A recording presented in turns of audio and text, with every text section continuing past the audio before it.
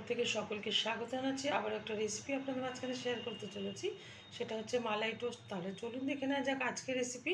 আমি একটা পাত্রের মধ্যে একটা বড় সাইজের পাউরুটি নিয়েছি, আর নিয়েছি একটা বাটিতে কিছুটা মালাই তুলে। প্রথমে আমি পাউরুটিটা একটু টুকরো করে নেব, তারপরে কিভাবে মালাই টোস্টটা বানাবো সেটা আপনাদের মাঝখানে শেয়ার করব।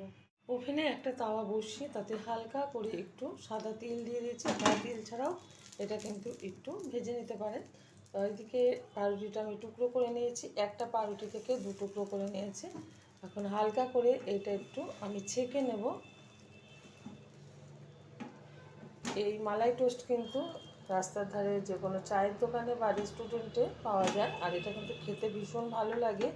টিফিনের এটা দিলে কিন্তু পেটটা ভরে আর ভালোও লাগে খুব। তো ভালোভাবে কিন্তু উল্টে পাল্টে আমি হালকাভাবে একটু ছেঁকে নিয়েছি। এখন ওভেনটা বন্ধ করে দিচ্ছি। এখন আমি এখানে যে মালাইটা নিয়েছি, এখন এই রুটির গায়ে আস্তে আস্তে করে মালাইটা একটু লাগিয়ে দেব।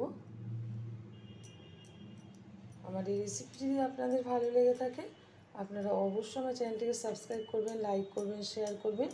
আর খুব সহজভাবে মুখরোচক এরকম মালাই টোস্ট একবার বানিয়ে খেয়ে দেখবেন। আশা করি ছোট বড় প্রত্যেকে ভীষণ ভালো লাগবে। সুন্দরভাবে একটু মালাইটা দিলে কিন্তু ভালো লাগে, একটু বেশি করে মালাই দিলে। তো দুটোতেই সেমভাবে মালাই লাগিয়ে নিচ্ছি আমি। মালাইটা কিন্তু খুব সুন্দরভাবে আমি চামচটা দিয়ে সারা গায়ে লাগিয়ে নিয়েছি। আর এখন এর উপরে দিয়ে দেবো খুব সামান্য পরিমাণে হালকা করে চিনি। যাদের অপছন্দ তারা দেবেন না, কিন্তু মালাই টোস্টে কিন্তু হালকা করে চিনি দিয়ে থাকে। তো সেরকমভাবে আমিও দিয়ে দিচ্ছি। দেখা হবে পরের ভিডিওতে নতুন কোনো রেসিপি নিয়ে। ধন্যবাদ।